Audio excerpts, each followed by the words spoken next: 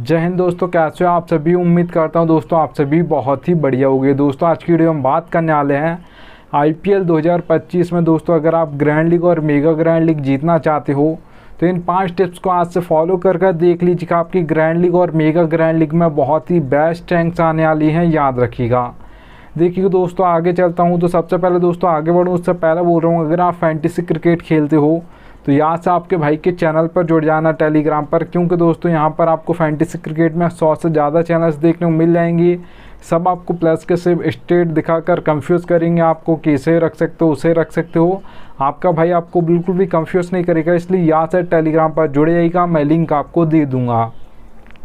चलिएगा दोस्तों स्टार्ट करता हूँ। सबसे पहले दोस्तों आप देख पा रहोगे प्लेयर्स फॉर्म दोस्तों बहुत इंपॉर्टेंट होता है किसी भी प्लेयर के लिए, चाहे वो बड़ा प्लेयर हो या छोटा प्लेयर हो। अब देखिए दोस्तों तीनों प्लेयर के लिए उनका फॉर्म इंपॉर्टेंट होता है, चाहे वो आपका बैट्समैन हो, ऑलराउंडर हो या बॉलर हो। अगर प्लेयर का फॉर्म चल रहा है तो ज़्यादातर मैचेस में वही प्लेयर आपको ज़्यादातर मैचेस में मतलब परफॉर्मेंस करके देगा कंसिस्टेंसी के साथ। और प्लेयर का अगर फॉर्म नहीं चल रहा है तो ज़्यादातर भले वो अच्छा प्लेयर हो, कितना भी टेक्निक प्लेयर हो, वो ज़्यादातर मैचेस में फ्लॉप हो जाएगा, याद रखिएगा। ठीक है, मैं एग्जांपल आपको बता देता हूँ। अब देखिए दोस्तों किसी प्लेयर का अगर आप फॉर्म देख रहे हो तो ज़्यादा मैचेस आप मत देखिएगा, 10-15 मैच आपको नहीं देखने, से 5 मैच देखने हैं, उससे आपको पता चल जाएगा प्लेयर फॉर्म में है या नहीं है। ठीक है, अब देखिए दोस्तों आपको अगर प्लेयर फॉर्म में होगा तो 5 में से आप मान सकते हो 2 मैचेस में पक्का परफॉर्मेंस करेगा, और प्लेयर फॉर्म में नहीं होगा तो 5 मैच में से आप मान सकते हो 1 आध मैच में परफॉर्मेंस कर सकता है, पर वो 4 मैचेस में फ्लॉप हो जाएगा, याद रखना।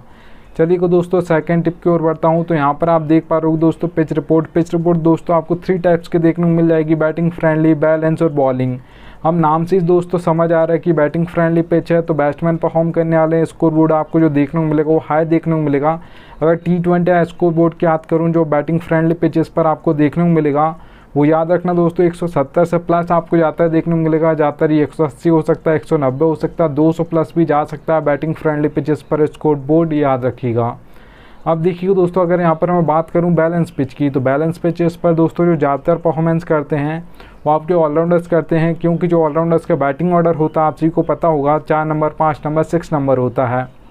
और जो बैलेंस पिच होती है दोस्तों वहाँ पे जो ऑलराउंडर्स की बैटिंग जल्दी आ जाती है, 102 विकेट जल्दी गिरेंगे तो फिर यहाँ पर ऑलराउंडर बैटिंग करने आ जाएंगे, तो ये आपको फैंटेसी पॉइंट बैटिंग से देंगे।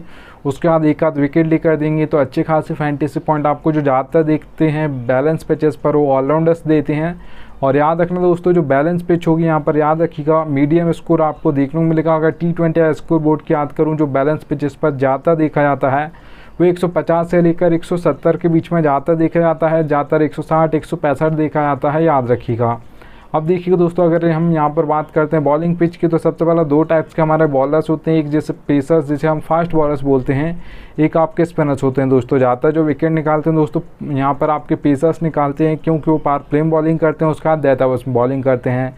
जो आपके स्पिनर्स होते हैं दोस्तों आप सभी को पता होगा कि वो मिडिल ओवर्स में बॉलिंग करते हैं, कभी कभार 1 आध ओवर यहाँ पर पावर प्ले में डाल देते हैं। आपके अक्षर पटेल हैं वो 1 आध ओवर पावर प्ले में डालते हैं, और ज़्यादातर जो स्पिनर्स होते हैं दोस्तों वो मिडिल ओवर्स में ही अपने ओवर पूरे कर देते हैं। ठीक है, अब देखिए दोस्तों जो सबसे ज़्यादा विकेट गिरते हैं वो डेथ ओवर्स में गिरते हैं। सबसे ज़्यादा जो हैट्रिक्स ली जाती हैं दोस्तों, मतलब 1-3 लगातार विकेट लिए जाते हैं, हैट्रिक्स ली जाती हैं, वो डेथ ओवर्स में ली जाती हैं। आपको एग्जांपल के लिए मैं बता दूं, आप सभी को पता होगा पैट कमिंग्स ने ली थी वर्ल्ड कप में। ठीक है, और अगर आप यहाँ पर बात करोगे जॉर्डन की तो वहाँ पर उन्होंने भी डेथ ओवर्स में ली थी। ठीक है, याद रखिएगा।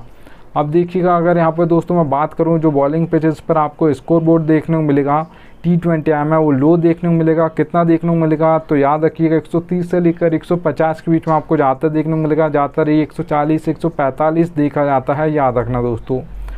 चलिएगा दोस्तों थर्ड नंबर हम टिप की ओर बढ़ें उससे पहले बोल रहा हूँ दोस्तों सबसे बेस्ट फैंटेसी एप्लीकेशन चाहते हो तो विजन 11 को डाउनलोड कर सकते हो, क्योंकि यहाँ पर आपको कम कंपटीशन देखने को मिलेगा, गिव अवे डेली डेज देखने को मिलेंगे आपको, और यहाँ पर बहुत ही ज़्यादा कम कंपटीशन देखने को मिलेगा। फर्स्ट प्राइज़ आपको 1 करोड़ देखने को मिल जाएगा, ज़्यादातर मैचेस में नहीं, पर यहाँ पर जो बड़े मैचेस होंगे उनमें देखने को मिल जाएगा। ठीक है, और कंपटीशन बहुत कम होगा। ड्रीम 11 पर जहाँ पे करोड़ों मेंबर्स होते हैं यहाँ पर आपको 20 से 30 लाख ही मेंबर्स देखने को मिलेंगे।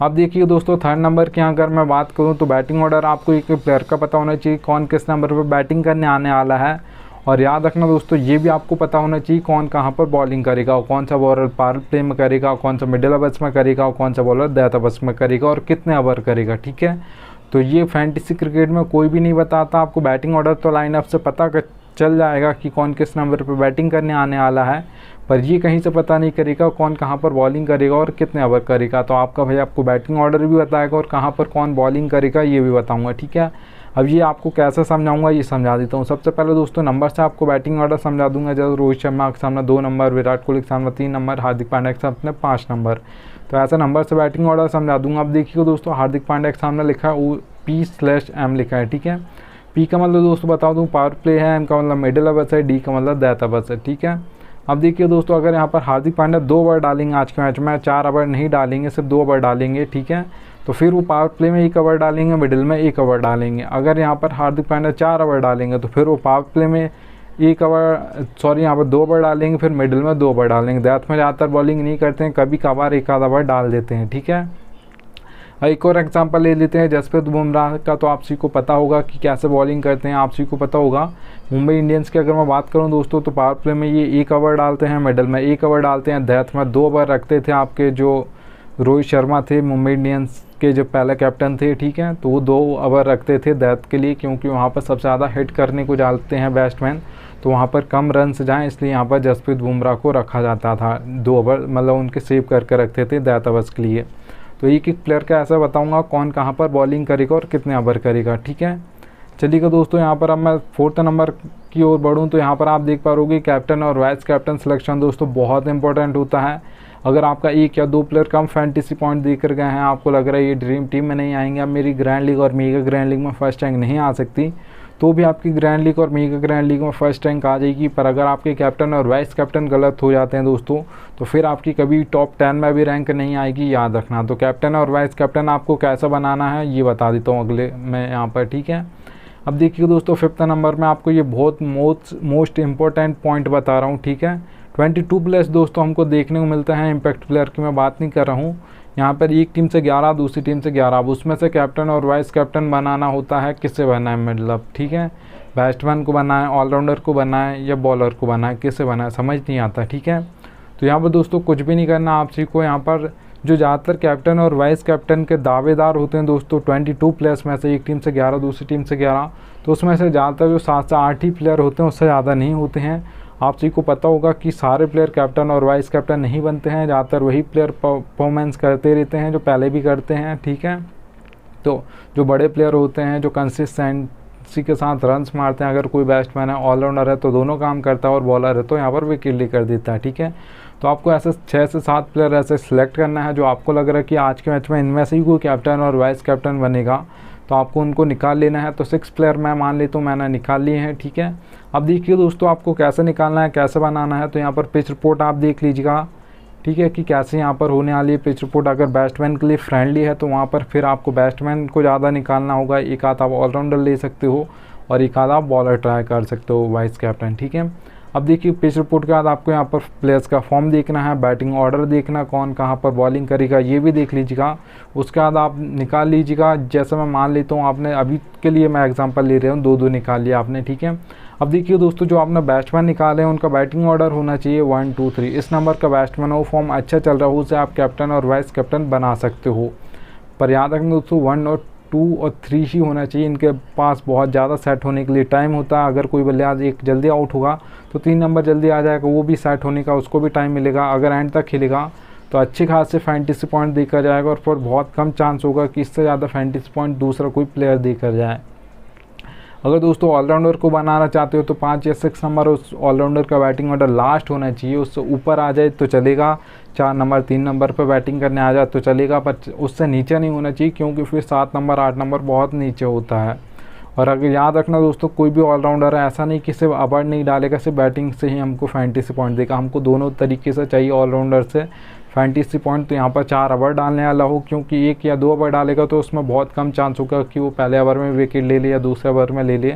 4 ओवर डालेगा तो बहुत ज़्यादा चांस होगा कि फिर मतलब वो 1 या 2 विकेट ले सकता है 4 ओवर में। तो ठीक है, अब देखिए दोस्तों अगर यहाँ पर आप किसी को बनाना चाहते हो, बॉलर को बनाने का सोच रहे हो कैप्टन और वाइस कैप्टन, तो याद रखना दोस्तों, डेथ में 2 बार डालता हो। अगर T20 मैच है, फॉर्म अच्छा चल रहा हो, तो बॉलिंग के लिए अच्छा मतलब विकेट हो, तो आप उसे कैप्टन और वाइस कैप्टन बना सकते हो।